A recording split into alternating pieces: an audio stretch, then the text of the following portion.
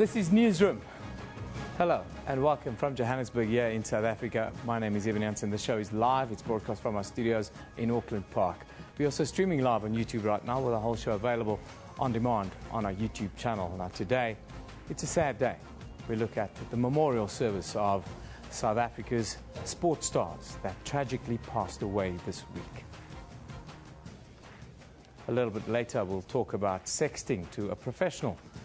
And you can then find out how not to compromise yourself. If you have questions, you can send those to @SABC Newsroom. Also, we have the spokesperson of the Synagogue Church of All Nations with us to tell us what is delaying the repatriation of the deceased to South Africa. But first, let's get the day's news with Katrine Miller.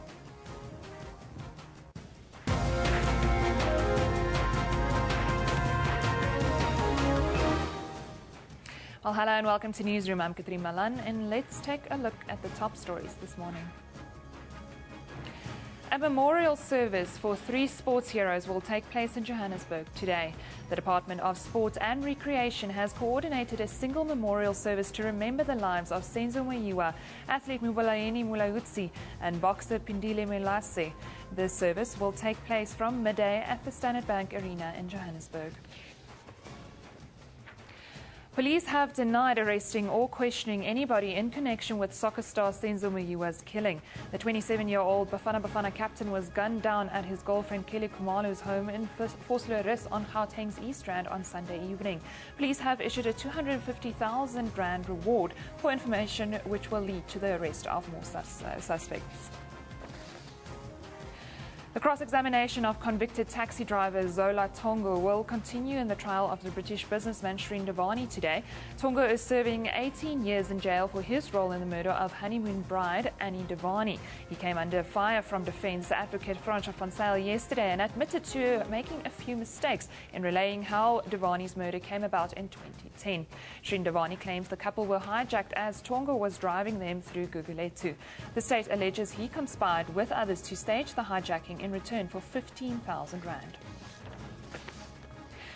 Striking South African post office workers could be back at work on Monday.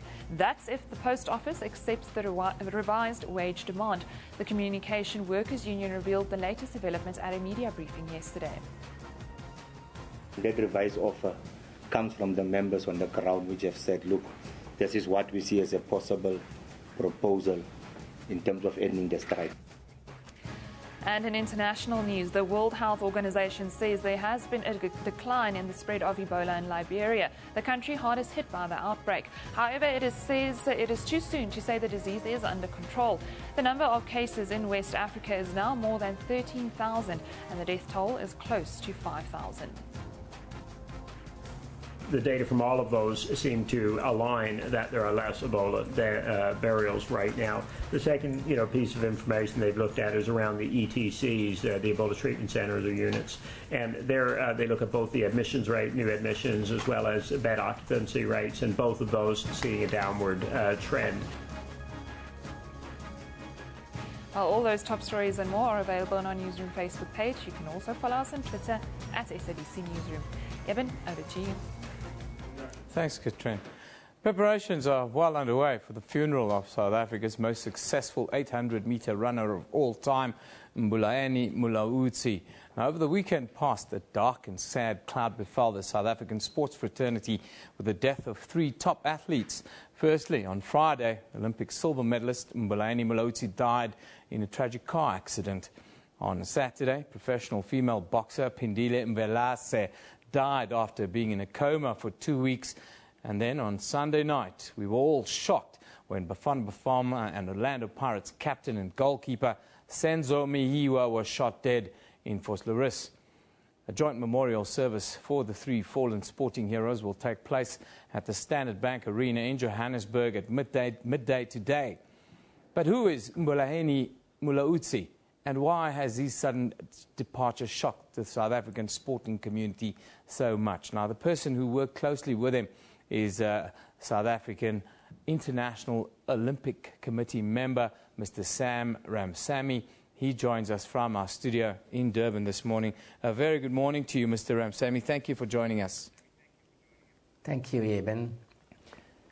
It's rather sad, the circumstances that we talk about today, but you fought very hard in the dark to see these young talents compete in the international stage. The news of the passing of someone like Mbolayeni Mulaudzi in particular might have even been harder for you, I would think, than fighting apartheid was back in the day. That's certainly true, because Mbolayeni Mulaudzi was such an ideal person. You know, from the very, very beginning that I got to know him, he was full of humility, he had total modesty with him, and there was no streak of arrogance. And I told many of our athletes that he is someone that all of us should follow as a role model. And of course, sadly, we're going to miss him at this very untimely affair, simply because I believe that he was going to be responsible for the development of athletics in South Africa under the presidency of Alex Skosana. And that is rather sad, simply because I knew him so well. For instance, I remember taking him after the 2004 Olympic Games to meet with Nelson Mandela. And he was so humble in so many ways. And he said, no, Mr. Ramsamy, thank you very, very much, because you've made my day.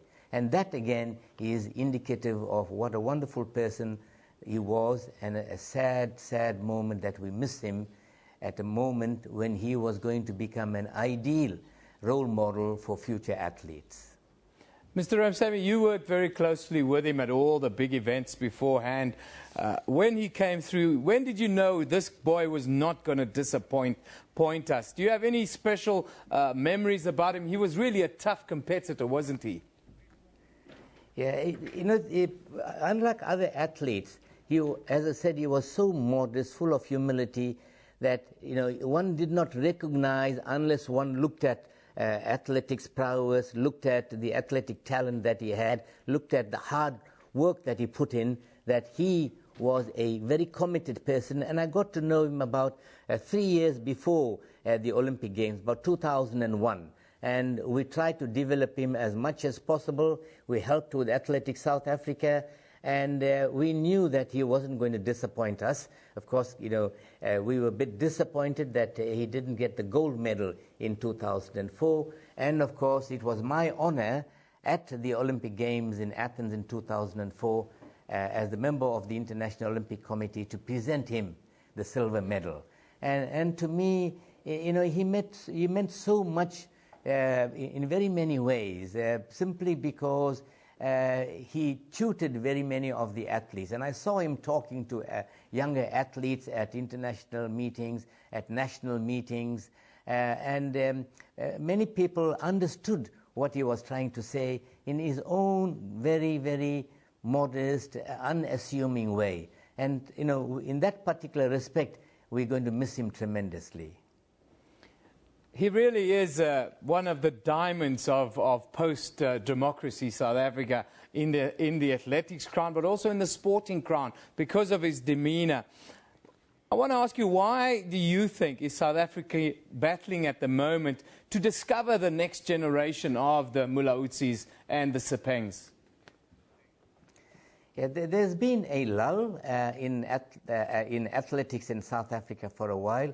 There was administrative issues, and I'm happy to say those administrative issues are now resolved. We got a very strong president, and in fact, I personally helped the present president, and I am certain they are going to produce some wonderful medals for us in 2016 at the Olympic Games in Rio. And also, what I think is very important for us at this stage to note is that we have talent. It's the issue of developing the talent. It's the issue of harnessing everyone together. And here I believe the media needs to help. The media needs to help in that respect, that they don't put too much of pressure on the young athletes that are coming up. Give them the opportunity to participate like they did for Mulaudzi. Mulaudzi, again, is an ideal example. He kept away from the media. He did what he wanted to do. And I remember, for instance, at the World Championships, World Athletic Championships in Berlin, after the Olympic Games. He just managed to qualify for the 800 meters. And I was present in Berlin, and I told all my colleagues, he just managed to qualify. He was the 8th qualifier, and he's going to be the target, and he's going to come back with the gold medal for us. And he never disappointed us. Mr. Ramsamy, what do you think would be a fitting tribute for South Africa and for the athletics fraternity to make to remember Mbulaeni Mulaudzi? Yeah, firstly, we need to celebrate his achievements. In celebrating his achievements, and I am certain that Athletics South Africa have at the moment certain issues where they could use Mulaudzi's talent, Mulaudzi's hard work to indicate this is what we need from the future athletic family of South Africa. And I believe at the moment that's being looked after. It's a bit too early because we need to overcome the sadness of his passing away. We need to overcome the issues regarding his funeral arrangements. And I am going to help Athletics South Africa to ensure that this happens. Mr. Ramsamy, thank you for joining us today, and it's wonderful to know that you're still involved and that you will help us remember one of our greatest sons. Thank you for joining us today. That's live from Durban, the International Committee member, Mr. Sam Ramsamy. Well, time now for us to take a look at your views here on at SABC Newsroom. What are you talking about? What were you saying? Well, at Kasatu today says, Kasatu urges Minister of Transport to revitalize the Arrive Alive to remember Mulaudzi and countless others who died on our roads. That is a different take on it, for sure. Well, nice one there by Kasatu. It is sad to hear of the death of 3 sport icons in 3 consecutive days. South Africa and Africa have to be strong. Talking about Mulaudzi, Mayiwa, and of course Mvelase. Now, John the Thinker says, we have a great minister in you, Mbalula Fikile. The Mayiwa, Mvelase, Mulaudzi families are feeling your support. May God grant you more strength. Yes, the minister said he was going to be with us today. We're still waiting for him. We'll bring him in as soon as he arrives. Now, at Mayiwa Mulaudzi says, they unite us by death. Mayiwa Mulaudzi and Mvelase, as well as, of course, Zambian President Sata. Rest in peace. That's a very nice one. Yes, Africa is mourning today. Belinda Ntimba says sports fraternity will pay tribute to Senzo Mulaudzi and Pindile Mvelase today. At least families will have some closure. Yes, that is our wish for those grieving families today. It is indeed a very difficult time for those families that they're going through. But let's move on. Of course, international news we have. Let's take a look at the front pages from around the globe today. Well, down under in Australia, papers like the Daily Telegraph are looking at the reported killing of an Islamic State recruiter. The Australian is looking at that same story, saying the kingpin, jihadi militant, died in an airstrike along with 10 others. And then the Times in Europe has some good news on the front page there this morning, saying that cutting taxes will have to be a moral duty in the United Kingdom, which is what British Prime Minister David Cameron has announced. Now, we here at the SABC continue to mourn the passing of all 3 sports stars our country lost this week. Before we go to the break, we leave you with some highlights, well, of our fallen Bafana captain, Senzo Mayiwa.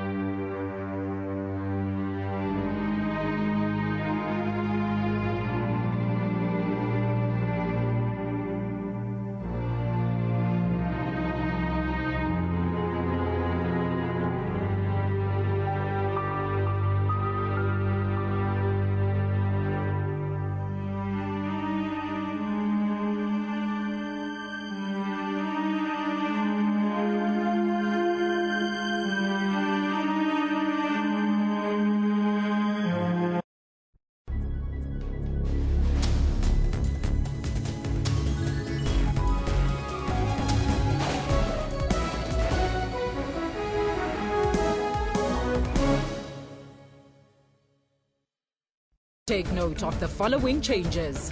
Xhosa and Zulu News bulletins will now be broadcast at 10 p.m, followed by Sesotho News at 10:30 p.m. Siswati and Ndebele News will be at 11 p.m, and the Tsonga and Venda News bulletins at 11:30 p.m. Stay tuned to the SABC News channel. Zoom into Africa. This is Chad. The president is Idriss Déby. Chad got independent from France on 11 August in 1961. The population is more than 11 million people. One of the major languages spoken is Arabic. Monetary unit is CFA.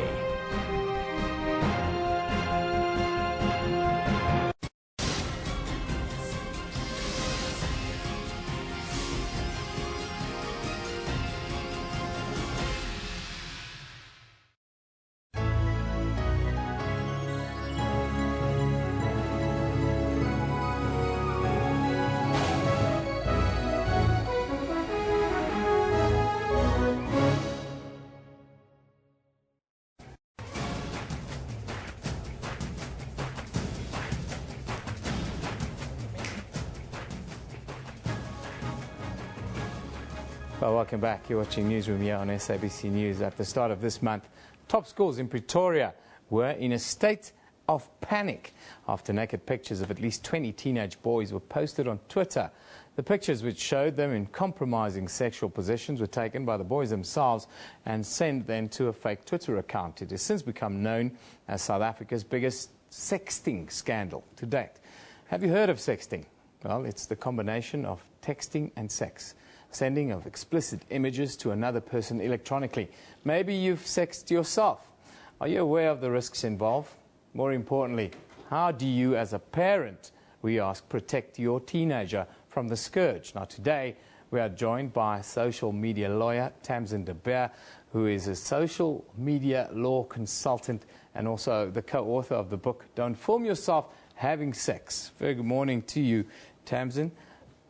Rather risque topic we're dealing here with today, but thank you for joining us. You're very welcome. Thank you for having me. I think let's start at the top. I think a lot of people are not clear about what sexting is. Can you maybe just sort of give us the broad strokes? Well, as you say, it's really a portmanteau of the words texting and sex. And it's really become an epidemic in South Africa, particularly amongst the children. This is the sending of pictures of yourself without your clothes on, or the taking of a video, or even just explicit text messages, all fall within the realm of the term sexting. When and where we see the rise of this thing, is it particularly in schools now that every child has a phone? Yes, I think we've seen with smartphones the fact that we all have a camera with us at all times. And in the age of sort of social media, we've seen this default to oversharing, particularly children wanting to document every single thing that they do, where they went, what they ate, who they were with. And that seems to have moved into the courting situation and in relationships where we see now these pictures being taken and sent. We really are living in the era of self-obsession, one would think, where, you know, you document everything that you do. I just had an apple and I'll put a picture up, but you really get into dangerous grounds as a parent. How do you manage your child's, call it, online relationships or online life? How do you manage that? Well, I think it's really about education. What parents need to understand and what they should teach their children is that when a child under the age of 18 engages in sexting behavior, they are committing a crime. It is treated in our law as the creation and distribution of child pornography. And we've actually had a prosecution and conviction in Bloemfontein of a 17-year-old girl who was prosecuted for distribution of child pornography by virtue of sending her boyfriend a picture of herself without her clothes on. So we really need to start educating our children about the fact that they could get in some serious legal trouble. And also, beyond the legal trouble, the reputational harm that they will suffer will stay with them forever. Can you imagine what it would be like for a child to know that a picture of themselves without their clothes on has spread around the whole school and around the whole community? It can be devastating for someone. Yeah, that leads me to the next question. We just saw a sort of scenario played out on YouTube while you were talking about exactly that, the child in class starting to look around, everyone picking up their phones, looking at, oh, there's pictures of this girl on that. But do you think that kids, children, in this case teenagers, do you think they are fully aware of the ramifications of their actions? No, I absolutely don't think so. And that is why we really have to go on this educational drive.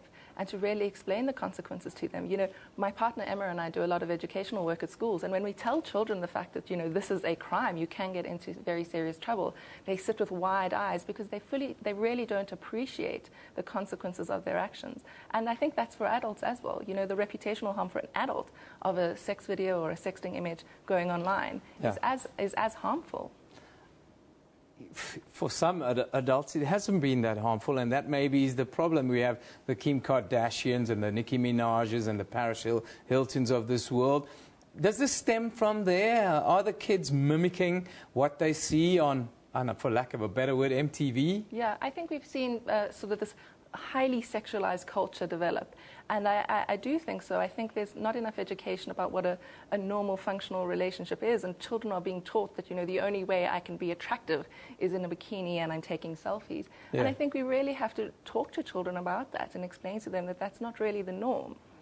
So, yeah, like I say, it's really all about education, but it is, I think, a product of the culture that we're living in the moment, this sort of instant celebrity culture, which is quite scary. How do you as a parent, and what's, I want to talk about sex-proofing your child, but how do you stop them from idolizing the Paris Hiltons and these ethically borderline people that we see on our screens? Yeah. I mean, I think that this is just the 21st century problem. Before, we used to have sort of the drug talk in terms of talking to your children about not doing drugs, as we still do now. Yeah. I think it's really, a lot of times we'll see parents saying, I'm not going to give my child a smartphone, I'm not going to give them a phone, I'm going to wrap them in this ball of cotton wool and not expose them to it. But I really think, you know, this is the way the teenagers communicate now. This is their social circle. Yeah. And we really just have to give them the device, but sit down with them and explain to them, show them the examples, explain to them about the 17-year-old girl, explain this story that you spoke about of the Pretoria boys, and really just engage with them and understand about the platforms that they're using. In the end, it's about being a good parent, it's about communicating and being there and being, I suppose, being active in your child's life. Yes. But you also wrote a book which is, I think, very apt for adults. It says, don't film yourself having sex. And it deals with all the sort of legalese scenarios that could play out in an adult person's life. Amongst adults, is it just growing as fast in South Africa? And what should adults not be doing and not engaging in? Well, really, the book is a codification of everything that, all the consequences that could apply to social media for adults, children, and businesses. In terms of the not filming yourself having sex, really the key message is to remember that as soon as content exists in digital format, the chance exists for it to go viral. And so whether it be going into the cloud, whether leaving your phone on the train, or a malicious partner sort of distributing it online, the risk exists. So unfortunately, the law cannot always be of practical assistance. So our advice is really prevention is better than cure. Let's rather just not have the content exist in the first place. Well, Tamsin, there you go. Don't do it if you don't want it to be sent around. Thank you for joining us today. That's Tamsin de Beer, who's a social media law consultant and who's also written a book, Don't Film Yourself Having Sex. It just makes sense, doesn't it? It's a simple thing, really. Time for us to move on, and let's have a look at what's happening on our Facebook page. There you won't find any dodgy stuff, of course. Today you'll see that the South African billionaire and businessman Patrice Motsepe has called on other African entrepreneurs to help fight the deadly Ebola disease. This after Motsepe donated 11 million rand to Guinea earlier this week. Then Transnet says it is preposterous for the National Union of Metal Workers of South Africa to demand the scrapping of a 50 billion rand tender to build more than 1,000 locomotives to replace the parastatal's aging fleet. And you'll also see that the cross-examination of convicted taxi driver Zola Tongo in the Shrindavani murder trial will continue in the Western Cape High Court today. You can find all those stories and a whole lot more on Newsroom's Facebook page. You can also visit sabc.co.za/news for all the latest updates. Let's take a quick look at your tweets. What are you talking about? What are you passionate about? Well, at SABC Newsroom, that's where we take it, and that's where we interact with you. Let's have a look what you're talking about now. Professor Bokdrol, okay, that's... Wow, Srindavani is also sobbing away. If only people would imagine what crying in court feels like before they whack their partners, says Professor. There's some pearls of wisdom. Clinton Perimal says, Rhino, elephant poachers, Oscar Pistorius, Davani, Census Killer, all deserve the death penalty. Justice for Reva. Well, Clinton, I don't know. Too many innocent people get the death penalty according to my views in America. But those are some of your views right now. Keep it coming at SABC Newsroom. That's where we love your interactions. Show us pictures. It adds a lot to what we do here. Thank you. We'll be back after a short little break. This is Newsroom on SABC News.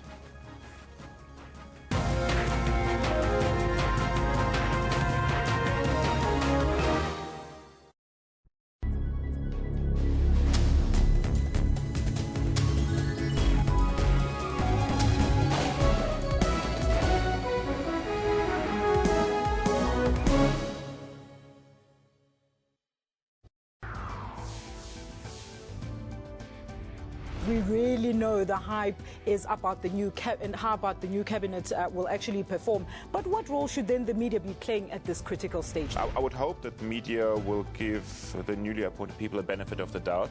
Has the media lost its respect in this regard? We want you to tell us. The many factors that are hidden from the public in terms of this ought to be brought out by the media. Watch Media Monitor with me, Alicia Jali, Sundays at 9 a.m. only on the SABC News channel.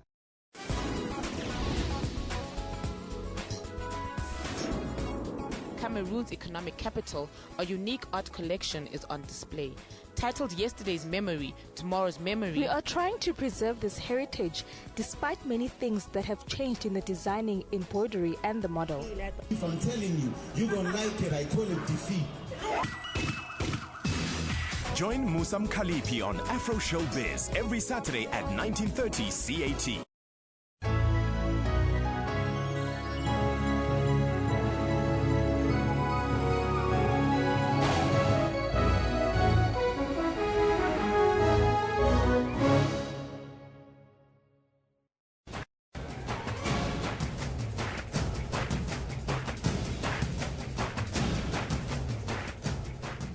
Hello and welcome back. You're with Newsroom on SABC News. Let's take a look at the morning's headlines.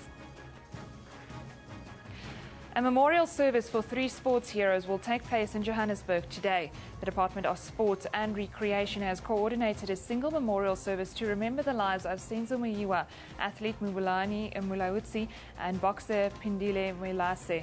The service will take place from midday at the Standard Bank Arena in Johannesburg. Meanwhile, police have denied arresting or questioning anybody in connection with soccer star Senzo Muyiwa's killing. The 27-year-old Bafana Bafana captain was gunned down at his girlfriend Kelly Khumalo's home in Vosloorus on Gauteng's East Rand on Sunday evening. Police have issued a 250,000 rand reward for information which will lead to the arrest of the suspects. And the cross-examination of convicted taxi driver Zola Tongo will continue in the trial of British businessman Shreen Devani today. Tongo is serving 18 years in jail for his role in the murder of honeymoon bride Annie Devani. He came under fire from Defence Advocate Francois van Zyl yesterday and admitted to a few mistakes in relaying how Devani's murder came about in 2010. Shreen Devani claims the couple were hijacked as Tongo was driving them through Gugulethu. The state alleges he conspired with others to stage the hijacking in return for 15,000 rand. Remember, all those top stories and more are available on our Newsroom Facebook page. You can also follow us on Twitter at SABC Newsroom. Eben, over to you. Thank you, Katrina. Now, almost 7 weeks after the fatal collapse of a guest house of televangelist T.B. Joshua's Synagogue Church of All Nations in Nigeria, 81 South African families are still waiting for the repatriation of the remains of their loved ones.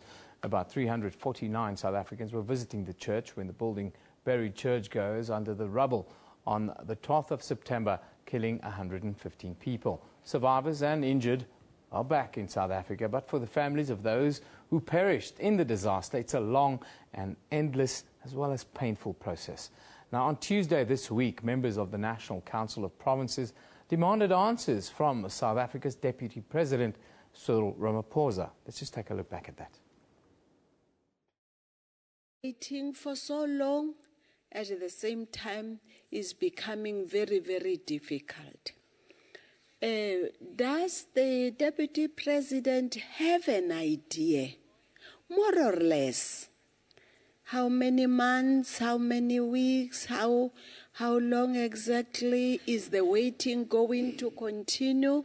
It took the Dutch government only 6 days to repatriate the bodies of the deceased passengers on the Malaysian Airlines flight MH17. The plane crashed on 17 July in Ukraine, a country currently in political turmoil. And by 23 July 2014, the Dutch government had cooperated with the Ukrainian government, negotiated with rebel separatists, and managed to return the bodies of their compatriots to the Netherlands a mere 6 days later.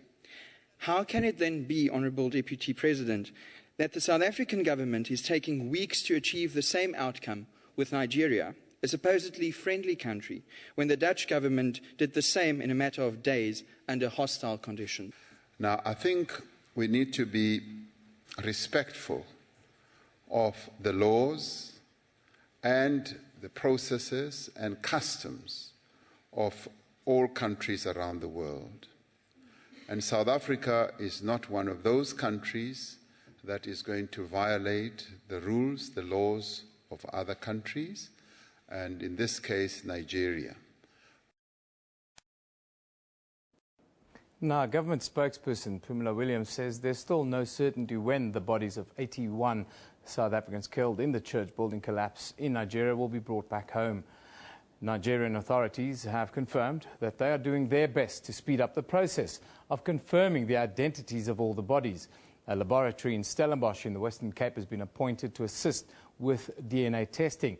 But for an update and the latest information, we are joined by the spokesperson for the Synagogue Church of All Nations in South Africa, Mr. Kirsten Nematandani. A very good morning to you, sir. Thank you for joining us. Good morning to you and to your viewers. And let me just start by indicating that on behalf of Emmanuel TV and partners, and of course the Synagogue Church of All Nations, once again expresses its message of condolences to the bereaved family. Not only that, we believe it's befitting that realizing today there's a major memorial service on our sports people, we should, as a church, also express our messages of condolences to the Mayua family, Muraud's family, and the Milesa family. May God be with them at this difficult time. Thank you. Thank you for that, sir. I think it's been a difficult period for South Africans. It feels like we've suffered so many losses. I think the big loss was the building collapse on the 12th of September. Now it almost feels a lifetime away for some of the families who are waiting for loved ones or the remains of loved ones to come back. Can you give us a little status update from the church's side? Where is this process, and is there any hope for these long-suffering families? Thank you very much. I must say, at this point in time, I mean, all of us are drained because of the long waiting. It's precisely 48 days as we're talking today. But I must tell you from the church side, the church is not resting or sleeping on this matter. They're working around the clock to push government on the ground, and the man of God has always been on the ground to say he will be pushing the state there to really move with the process. But as you understand, this is a process that is now within government jurisdiction, meaning the Nigerian government. And we must also commend our own government for having moved speedily. But of course, as you know, there are laws and regulations governing every country. But unfortunately, this one is really leaving us with very little energy left. I must say to the families, whenever we're out there, it is so difficult. You can say whatever you want to say. If families haven't got the chance to know as to when, you really run out of words. And we just pray that something gets done and the Nigerian government takes cognizance of the fact that this is just a wait for too long. We can no longer anymore wait for this long.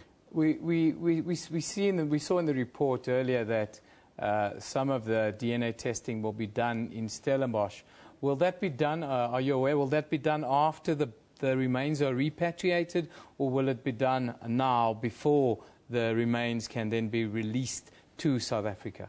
Well, the purpose of the DNA testing is to ensure that you are clear as to which body belongs where. And the process has started a week ago.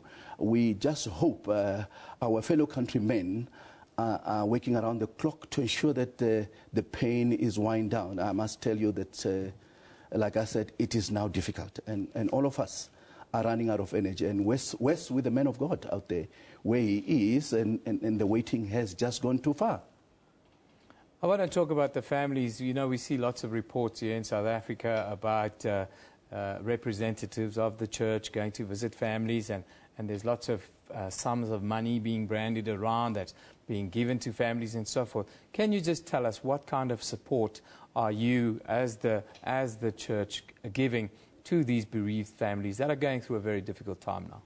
Certainly, I must say, from the word go, a team was dispatched from Lagos to come down to meet families face to face in terms of supporting them spiritually, emotionally, and of course materially. As you know, families will vary in terms of their needs. In some cases, families have lost breadwinners, and as a result, you've got to make sure that life continues in that family. In cases of children going to school, issues of rental, food on the table, the church has done that thoroughly, and of course, very, very important was the spiritual and emotional support. As you know, that comes first for the church. For the church, lives remain very, very important, and as a result, they felt they need to go around the country. In fact, the team has crisscrossed this country several times. They've gone almost 3 times. They're now going for the 4th visit to try and again console and support the family and grieve them.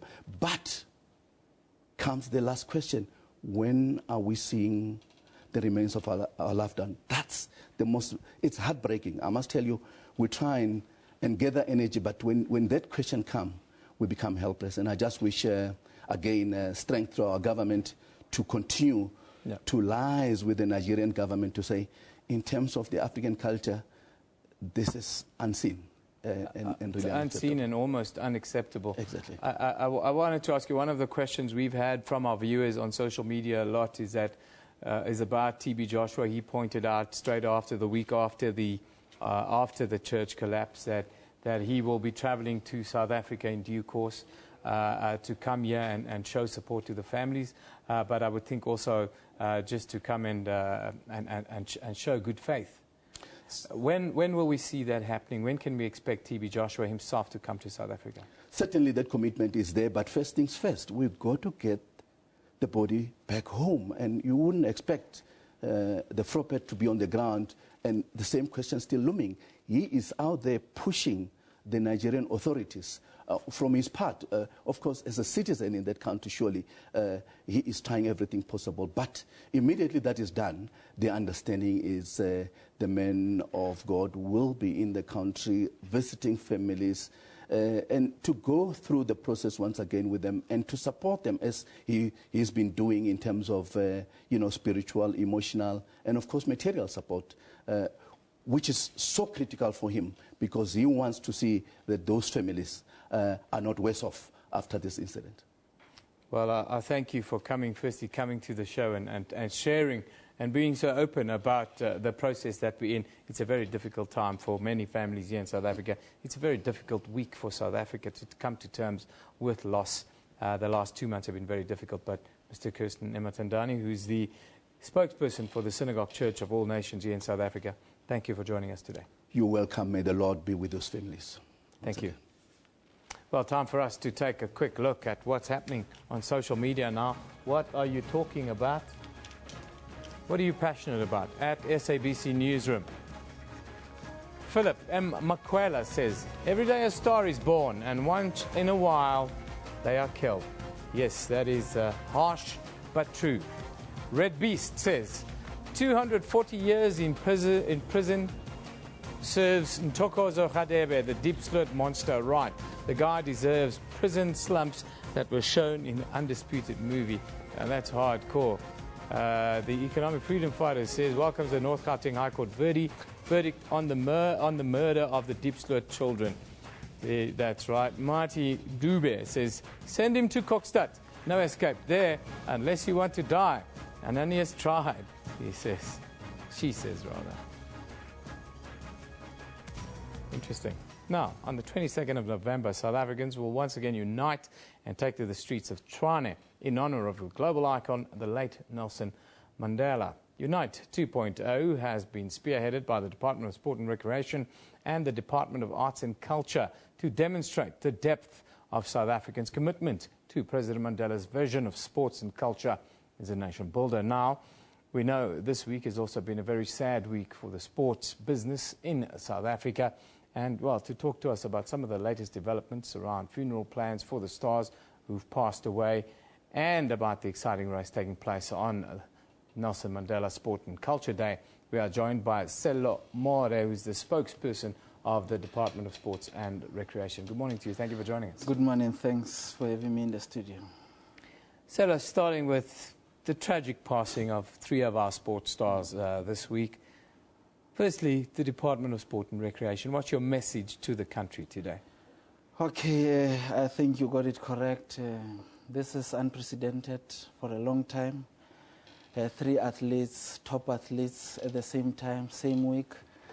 So it's very hectic for us this week as a department, but we have spread ourselves throughout the country, throughout this, the 3 towns where this gentleman and a lady come from. So the message of the minister in particular is that of sorrow, of sadness, and of shock, I must say. All these 3 were still very young, still had a lot to contribute to sports broadly in South Africa. You know that Moelas in particular was an up-and-coming female boxer. Senzo was just making his, was just reaching his potential as a footballer.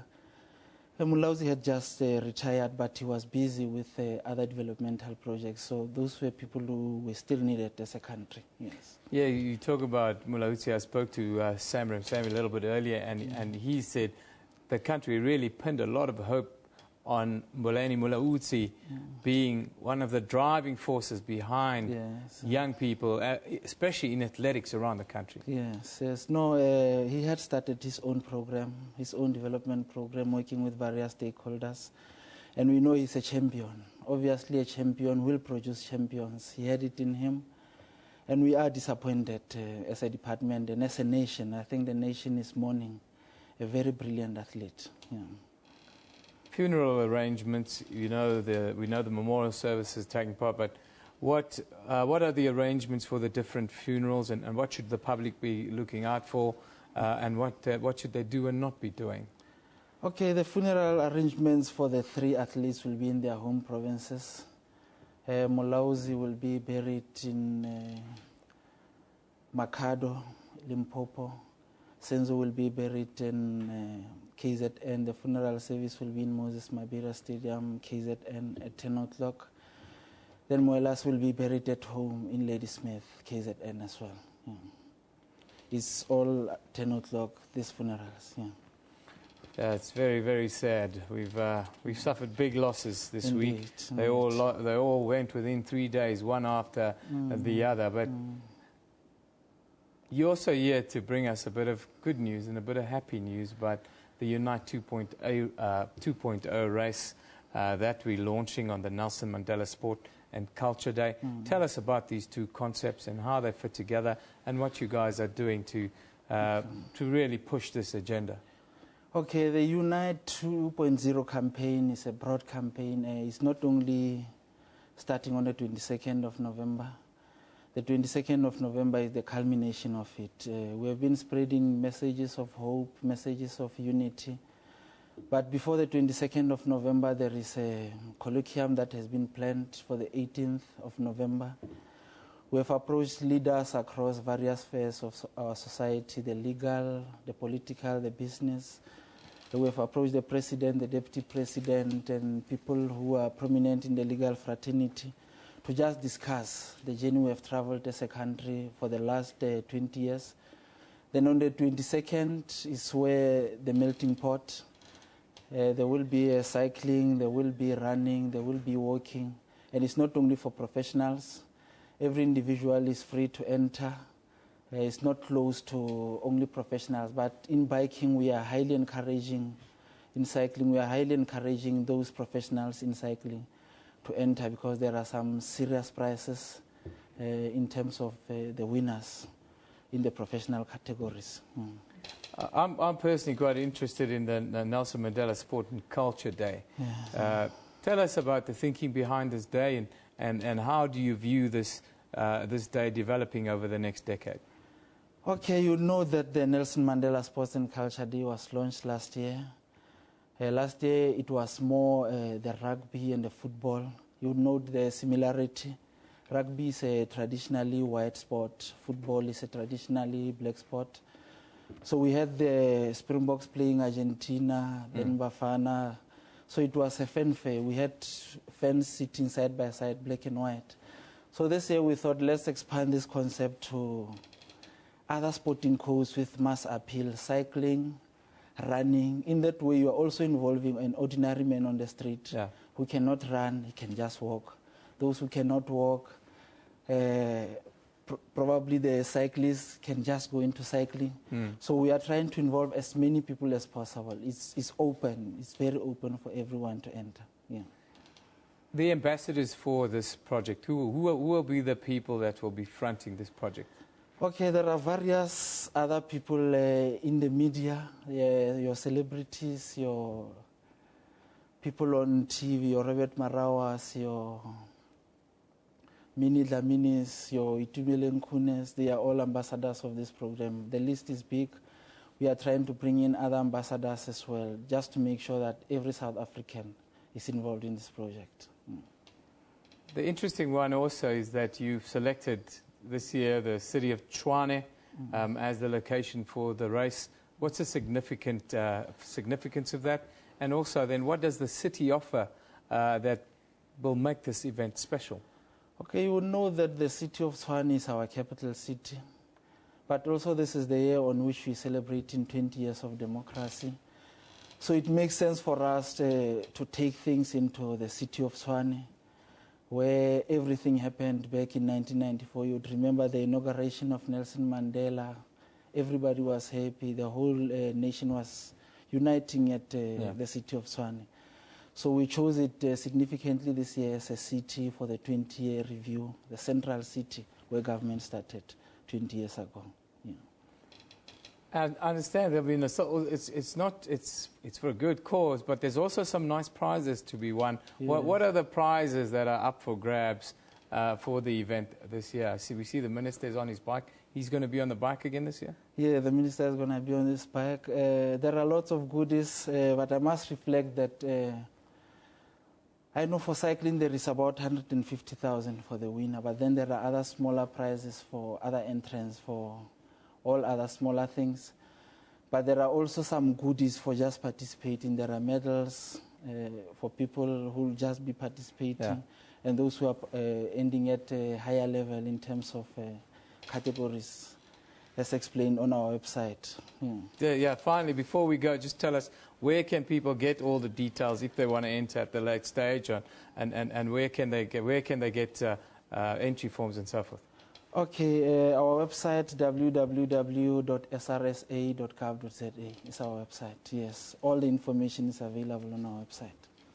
Well, Selo, thank you for joining us today. That's Selo More, the spokesperson for the Department of Sport and Recreation. On the 22nd, 22nd of November this year, South Africans will unite again and take to the streets of Tshwane in honor of the global icon, the late Nelson Mandela. Now we're going to leave you with pictures of our late three icons, the ones that passed away, that departed this week. Newsroom is broadcast live from our studios in Auckland Park, Johannesburg, every weekday morning between 9 and 10 a.m. The show repeats at 2 in the afternoon with a rebroadcast at 5 a.m. the following morning. We also stream live on YouTube at that time, with the show available on demand on our YouTube channel. This is SABC News. You've been watching Newsroom. We love it in the morning.